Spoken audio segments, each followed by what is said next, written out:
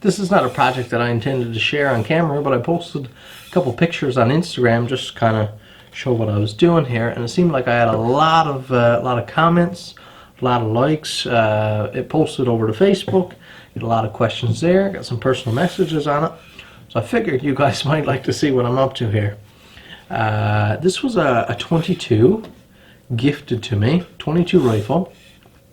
I'll show you a picture right now of the stock when it was sent to me. The guy that sent it to me filled me in that he was sending it, and the guy that owned it before him decided to cut off the stock to make it look like a pirate gun. Now, save your comments on that issue. But this guy sent it to me and said you can kind of do what you want with it, hopefully fix it up. So I was thinking how I could do it to make, because of the design of the barrel and the action and stuff, to carve a stock from scratch. If you see inside here, it's pretty intricate, a lot of stuff going on. So it was a bit out of my skill level, I figured. So I needed to attach a buttstock, and what you can see I've attached here is a piece of Newfoundland birch. Actually, this is the chunk of wood here. I picked this up there about a year ago. It's been drying in my garage ever since, just for some project, because it's a beautiful, beautiful straight grain. So what I did, I'll throw in some pictures there now. I cut mortise into the stock of the gun, and then I cut a big block of birch. I made a tenon to fit that mortise. Now, it took a little bit of playing around, but this is an idea I think some of you might like to try. Those of you who have broken buttstocks, or your buttstock is cracked and you think you'd consider cutting it off and try to attach another one like this. It wasn't too hard, actually. It did take some time because there's a lot of playing with that fit. So all I needed to make sure of was that I had a perfectly flat surface right here. This needed to be flat. If it's contoured, it's too hard to make it perfect. You can make two flat surfaces easily and make them fit nicely together. So that's what I did. I made a nice flat surface here on the stock, and I just fitted a big brick of wood into there, and there you can see that joint. Now I did it with tons of excess, so as you can see on the pictures, there was tons of material stuck out here around the stock.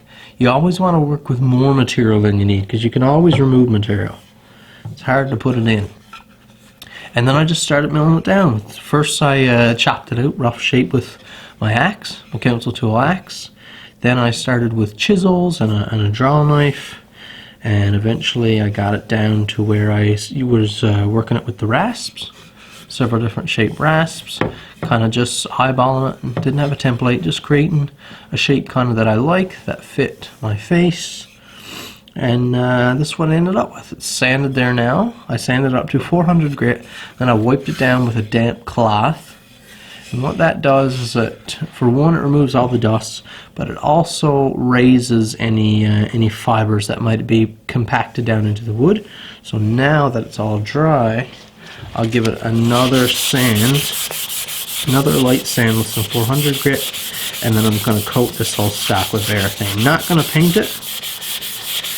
And I actually love this beautiful two-tone finish. I don't know what you guys think of it. In my opinion, this looks absolutely fantastic. I think with a coat of Varathane on there, multiple coats, maybe we'll talk about that some other time, because I'm not going to show this project. Just want to show you guys an idea of how you could repair your own. Just cut this tenon joint here.